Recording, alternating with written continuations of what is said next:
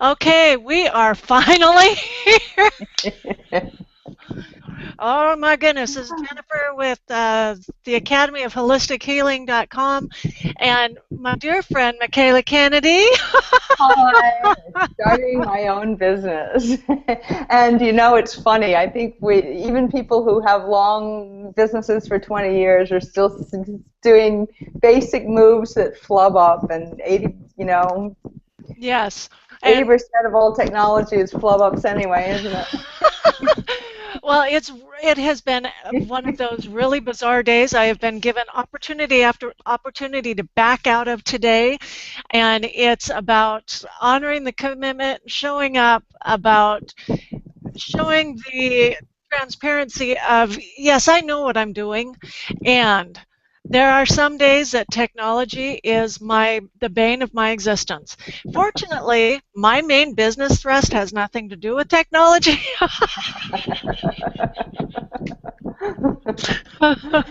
Oh, yeah, I'll tell you, there's a mentor that I've had for, a number of years now, and gosh, he has made tens of millions. I'm sure he's made over $50 million online. And just last week, I've been bugging him and bugging him and bugging him to do a particular training on a particular thing that I have a lot of technical difficulty with, and I get so upset. I can feel the tears coming even when I even think about it. Yes. So he finally said, yeah, we're going to do it next week. He went to do it, and what happened? The whole system just shut down to leave. Put his assistants in charge, and he finally came back a half hour later and said, well, I guess it's not going to happen.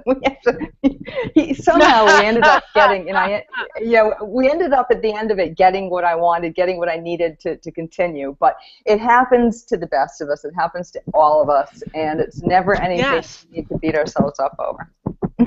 No, we could. We could. And you and I actually had the conversation right before we went live again. It's like, okay, so these are our options. The way that we have it set up is not going to work. So we either reschedule it for another day, reschedule it for later today. No, that's not going to work. No. Choose to set up a whole nother hangout and trust that those that are supposed to watch it will be there. Or, like, okay, so, no. We've both agreed that we are honoring this commitment. The need to get this information out is definitely growing. The feedback and the people who are finding our information is astounding. And this is just another layer, another level of, you know what, this is real life. Yeah, yeah. Now, the limiting belief today, excuse me, I know this is extraordinarily rude. I apologize. Before you even introduce this one, I can't tell you how. It's not that story is a sideline, but I can't tell you how much in the last few days since we talked about it that this particular one has come to me in so many different ways, because I have had people say this to me over and over and over again. And I can tell you, it hit me 25 years ago. I was in Japan, and I was working as an assistant to a photographer, and we were doing a book. And the book was on all the ambassadors to Japan. So our job was to go to all of these diplomatic parties, to connect with the ambassadors, to get the appointments, to do the interviews, to write the book while he's doing all the photography. And he had some physical problems. He came down with he ended up having a tumor in his brain and a couple of other things, and it was making it very difficult toward the end for us to finish the project. The closer we got to the end, the more difficult it was. And he said to me, and I'm going to lead right into today's topic, he said, I don't deserve this. I have to give something back. I have to make a bargain with Spirit in order to get it done, and this must be my payment. And I thought, wow, wow. I, I Yeah. didn't, yeah, that was a wow. And that wow is going to lead in. Please let us know what today's topic is. Wow, what a segue. Yeah. Because that one went into a whole different area. That was the flip side, fascinatingly enough. The limiting belief is I just really don't deserve this. Yeah. And it came out during a conversation this morning that the closer you get, the more emotion there is around what it is that you want, the stronger this one becomes. You can, and it hides under all the other layers. This is like the core reason block, the truth that comes out when you're running into that resistance about, God, I really want this. And, well, maybe I'm too old. So, no, okay, so I'm too young, too educated. Start pulling off all these things and find out that at the center of it, it's like, I don't feel like I deserve it. Wow. All these other things have been Mhm. nice little excuses covering up the core belief of, One thing that I'd like to preface as well is that, and it's interesting because you said, wow, that's the flip side. In facets, and with both you and me, Jennifer, we both we're language mavens of sorts. We explore language, we play with language, we understand language. Language helps us get to new levels of awareness, yes, levels to help us move forward. A lot of people who aren't quite as language oriented stop and think of things very literally. And I'm thinking of this entire past 10 weeks, and this is the culminating week for the 10 weeks of the self-limiting beliefs that we've been talking about. That ideas like, well, I don't think that way. Well, maybe you don't think that way, but there might be another facet of it. How many times have we said things like, well, what did I do to deserve that? When something yes, negative comes. yes, Or I really deserve to get a better grade. I deserve to and so many right. things that we are, it's really to scream and yell about the things we didn't get and how we should deserve it. But, there are a lot of things that people don't deserve. An innocent man does not deserve to be put away for life for a crime he didn't commit. A Right. godfather in a crime family that has put hits on many people does not deserve to die a quiet, peaceful death in a beautiful garden surrounded by his loved ones. I mean, you can take anything from any flip side, from any facet, and say I do or I don't deserve it. And That's very true. what does it really mean? Um, It's the yes, self-limiting and beliefs we throw on us. Exactly. yes, and it's only an issue if it is in your face, not allowing you Mhm. to move forward. Yes. That's at that Mhm. point, then it's something to address. If it's just something that you're throwing around because you're frustrated, that's one thing. If it's an entitlement issue, that's a whole nother thing. But if you are like flat on your face, humbled by, oh my God, I don't feel worthy of receiving whatever it is that you are being pulled forward to have. And it all comes back, that feeling. Okay, have you ever walked into a beautiful garden or into some art gallery or into some amazingly beautiful, highly energetic place that you feel almost like you need to bow to enter? Yes, like Where? you're dwarfed and Yes, humbled by the beauty. yes. Yes. And it is in that when it becomes a negative, where you see your goal and your dream and your vision before you, and you feel like I can't do that. I am unworthy of. I don't deserve.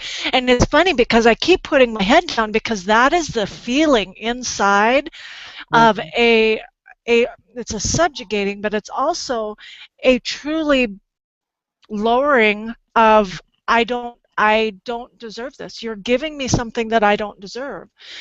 And it kind of goes hand in hand. It's noticing the thought pattern. It's noticing the feeling. It's noticing that that's really stopping you.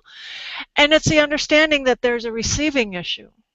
That it isn't just the wanting and the deserving to want it, and then the deserving to receive it. Mm-hmm. They go hand in hand. Now, just to be clear, we're not saying that it's that humbling yourself is no good.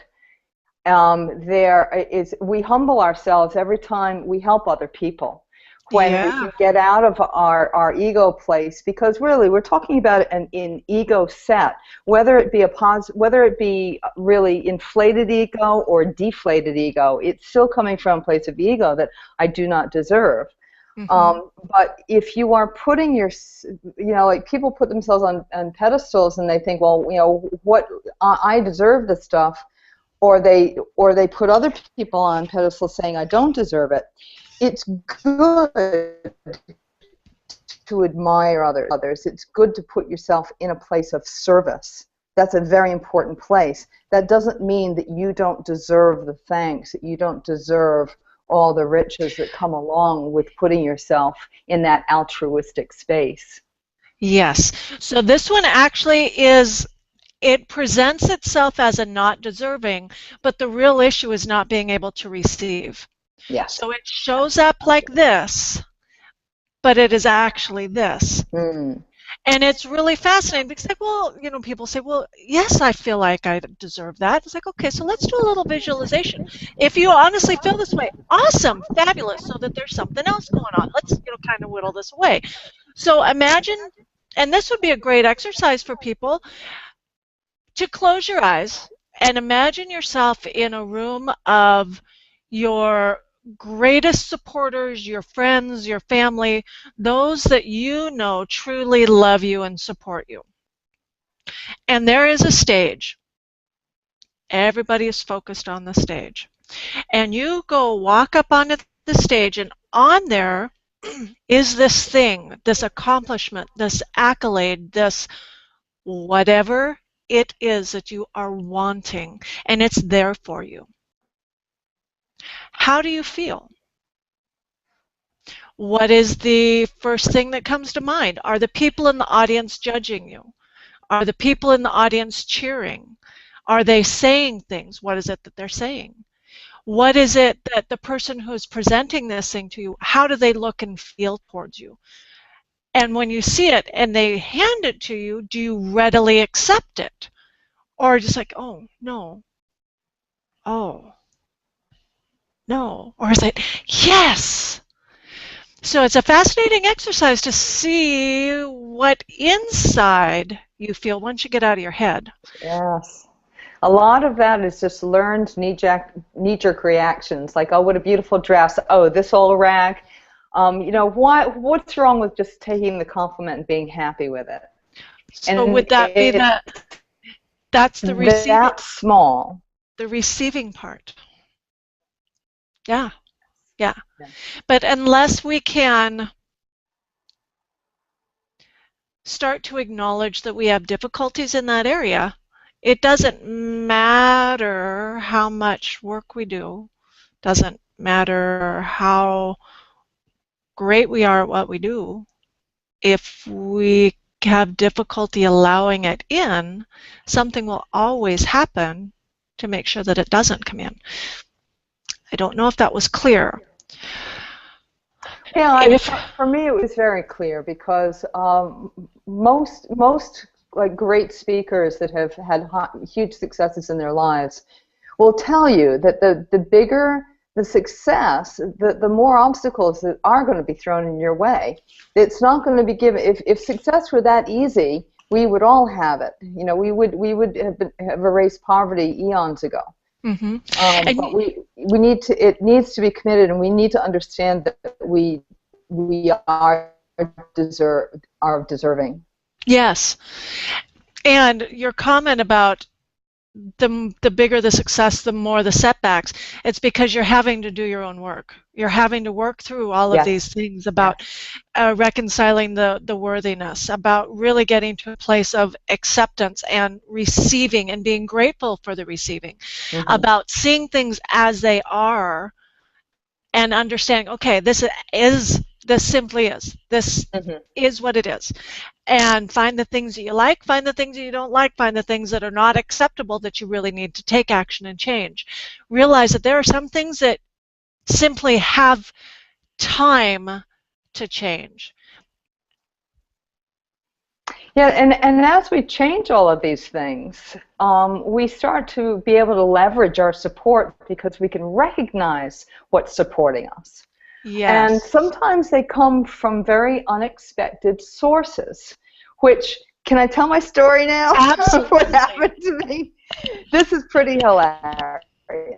So, okay, I have to admit, I was pretty much a loner in high school. I always felt like a fish out of water, and I had very few friends, and I didn't realize how many friends I could have had if I had just not been that shy and that self-absorbed. And I took off. I traveled the world. I was away from my home here in New England for over 15 years. And when I finally came back, I swore up and down that I would never, ever, ever go to a high school reunion. Well, last year, I went to one, and I won't tell you how many decades it was, but it was quite a few decades after. And I went, and I couldn't believe the welcome I got from so many people. They said, "Where have you been all these years? We missed you. We love you," and all this stuff. And now, a few years before that, which is leading me on to the story. I don't want to make this try to make this too long here. I threw away all of my elementary school pictures, all of them. I thought, out of sight, out of mind. I get rid of them. I think I even burned them, because that's how, from my own perspective, okay? Well, about an hour ago, somebody that was in my class, her older sister got hold of her first grade class picture with Mrs. Walters. And she posted it, and she posted it on my timeline, and I was mortified. My first knee-jerk reaction was, what did I do to deserve this? Oh my God, I thought I had gotten rid of this picture. Oh, I'm so upset. So, and it took me a good whole minute and a half. Luckily, it only took me a minute and a half. But it took me a whole minute and a half to realize, wow, this is leverage that I can use shows that I'm a person, shows that I have a history, shows that I have a history that is connected with all these other loving people, that really, and that somebody would even care enough to post my picture on my wall and say, hey, I remember when you were this little girl. And a reminder that we do have the support, and we can reach out and leverage our support in whatever we do, whether it's personal or professional in our lives. Yes. Again, what it's an the awesome opposite story. it's the opposite of what we're talking about, of being open to receive. But in a way, it's not, because you're open to receive, to see beyond what you have created in your mind as a problem. It's probably not a problem at all, but actually an opportunity. Have you ever heard that saying, that within every problem comes an opportunity so huge that it dwarfs the problem? Yes, and that's fabulous, because a couple of years ago, I met and partnered up with a lady by the name of Margaret Lynch, who is now big in the Meridian tapping world. Anyway, she and I were accountability partners for a year when we were in a business coaching class. And one of the things that really surprised me one time is she and I, one of our first real conversations on these accountability calls was about, okay, so what is it that you're working on the side? She and I were both working on tapping through the dark side, the shadow side, the deeper lower 3 chakras. And it was fascinating to me that she and I were doing the same things and hadn't been talking to anybody about it. And during that conversation, she let us see into one of the programs that she was creating, which was Wild Summer Spirit, dealing with tapping for the dark side on the lower chakras. Anyway, point all of this is getting to is yesterday we sat down and listened to the recording about the heart chakra. And it was one that I've gone through a couple times before, but I forgot I had gone through it because it's a real hard one. The heart is, that's truly the center of our body between our lower and our upper, and it integrates all of it. And we went through this, and one of the visualizations that you go through is you get to speak to someone who has caused you to shut down your heart. And I forgot all of the parameters around this. And so when the person who sat in the chair sat there, it's like, oh, yay, I get to say thank you. And then she kept talking. And pretty soon I was realizing, oh, shit. Okay. All right. Okay, cool. So let's go ahead and go here. Let's go to the bottom of this swamp because I can't wait to see the greatness that's down there. There is some gift because that was yucky. So there's got to be a gift on the other side. And there was something that I had not ever realized. So when I talk about that humbling down on the ground, oh my God, I can't believe this. I had one of those moments yesterday when looking at one of the darkest moments of my life. And I mean, this isn't even relational. It's not, oh God, he broke my heart. This was back when I was an infant. Wow. Yeah. And looking at that going, oh my God. That sparked my life's purpose. That set fire to the flame. That it gives me that ability to connect with people at a basic soul empowering level. Oh my God. Thank you. Wow. So these things that we talk about, there is always a gift on the other side. Always. We talk about going swamp diving, going into those deep, dark places within ourselves, and it's to get to the bottom of it, to find the jewel, because it's got to be pretty precious to be underneath that much shit. Sorry. Exactly, yeah. Sorry if my language offends anybody, but guys, this is what it is. It's dealing with our stuff. And a lotus rises out of the mud.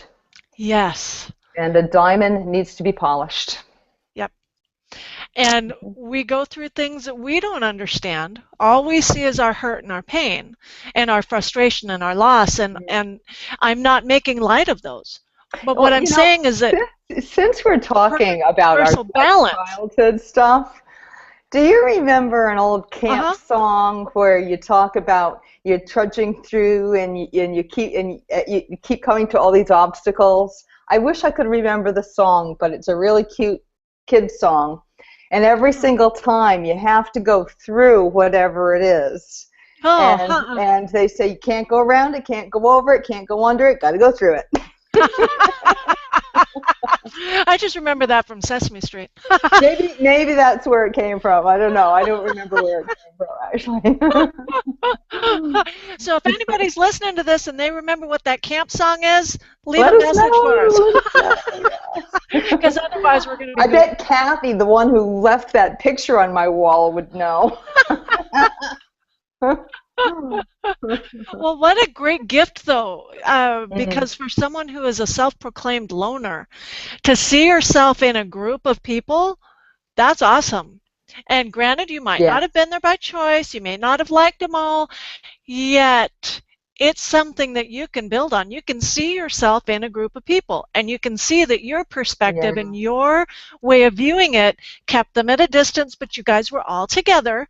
And so the next time you're in a situation like that, you have the opportunity to go, oh, so is it my perspective? Is it really something wrong here? Or do I just get to settle in and say, cool, I'm in a group. I can be by myself and I can be in a group. How awesome is that? Some people have difficulty, with the being one or the other. Some and very often, we don't stop and think. Many times, people get butterflies when they go to a party or something. They get all worried, and then they get to the party and somebody looks at them a little funny. Maybe isn't looking at them at all, but they get all upset and start gossiping, and all of a sudden there's a fight. You cry and run out the door. That's the angst, the angst of being.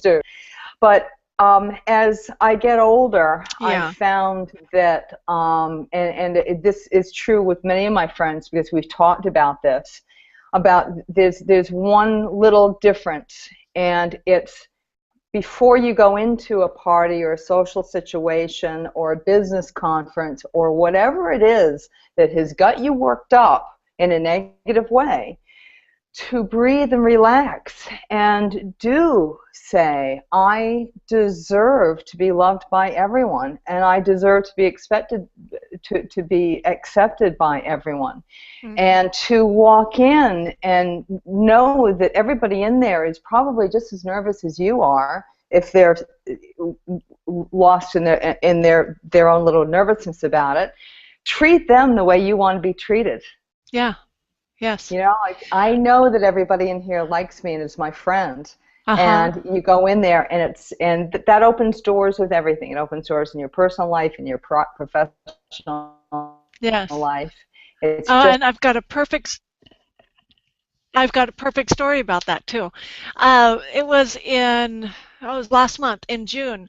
One of my good friends got married down in California, and she asked me to go a year and a half ago when they first got engaged, and I said, sure, no problem, no matter what, I will put it on my calendar, I will be there. Well, I don't really like social situations. I know you would think that I do. I don't. I am a one-on-one kind of person, so group settings it pushes me in outside of my comfort zone, which is okay, I'm getting there. So I flew down to California. It was going to be a one-night, come back the next day kind of thing. And I knew the bride and the groom, and there were 4 people who I had practiced Aikido with that I knew that were there. Everybody else, I had no idea. So I walked in, saw the bride and groom, gave hugs, kisses, all that kind of stuff, and saw one of the other people that I knew, said hi to him. He introduced me to his wife, who I had never met. And at that point, I said, okay, for whatever reason, my camera is shut off, so hopefully you're seeing me. Recording. Okay.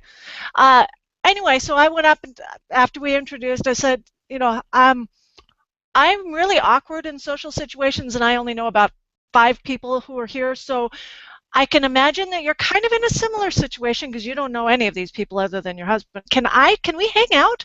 And she's like, oh my God, thank you, yes. It's like, honey, I don't know hardly anybody, and I'm really awkward in these kind of situations. Are you okay if I just kind of hang out with you?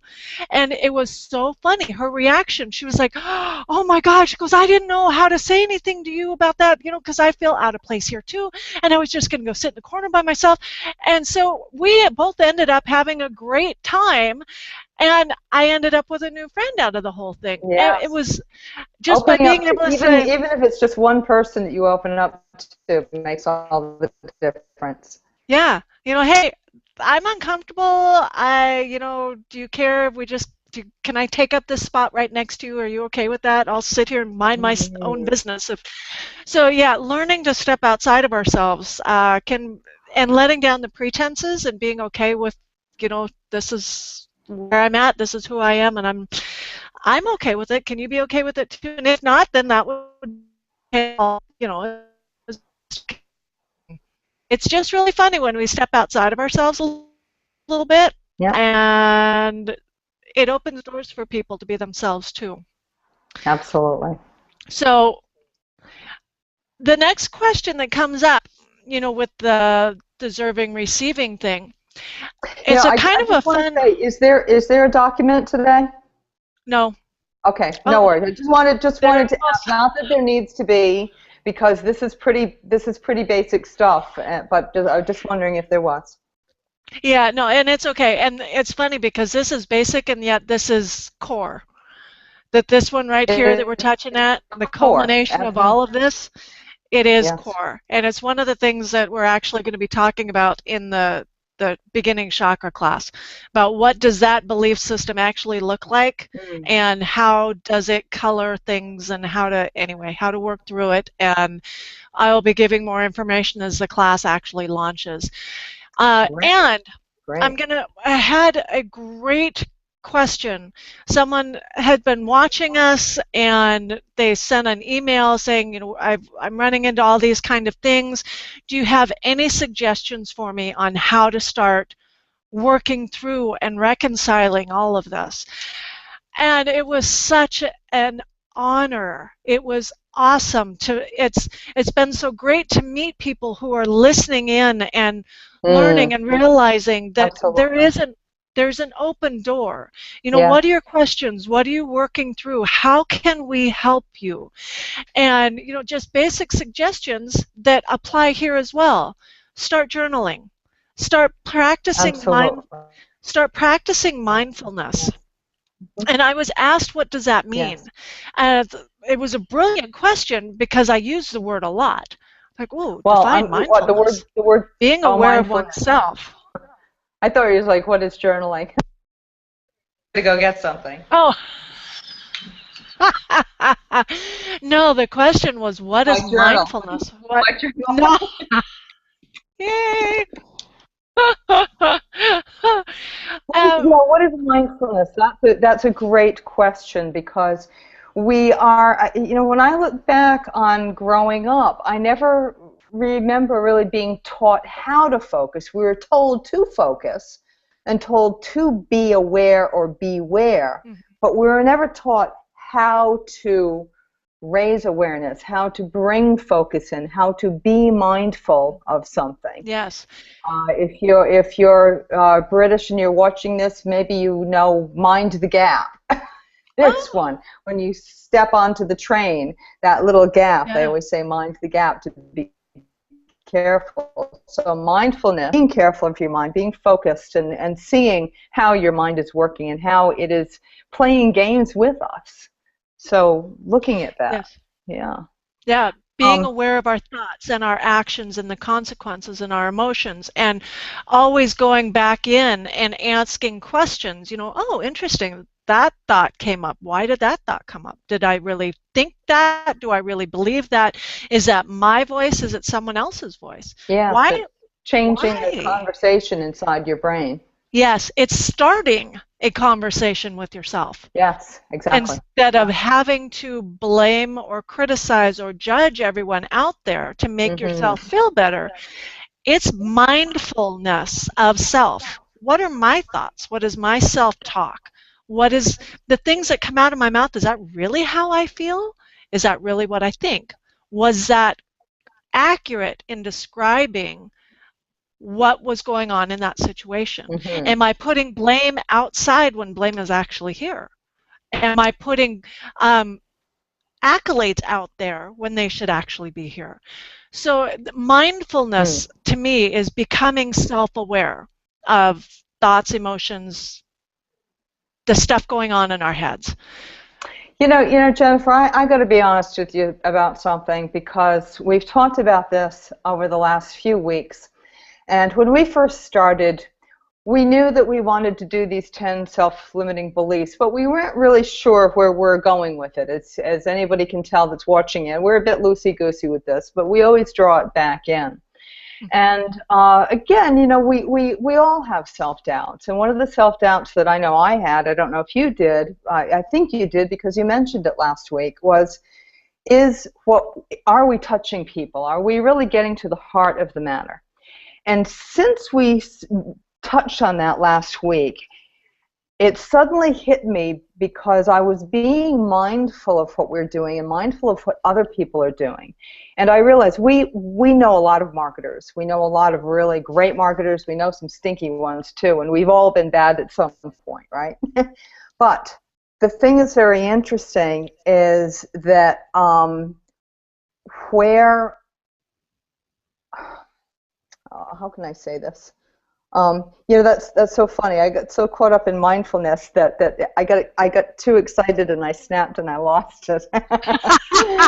No, it was the idea that, like, are we really giving out stuff that is helpful to people, that is meaty enough to really make a difference? And you said that there were people out there that are really making business and making big money out of this stuff that we're selling, that we're offering for free here.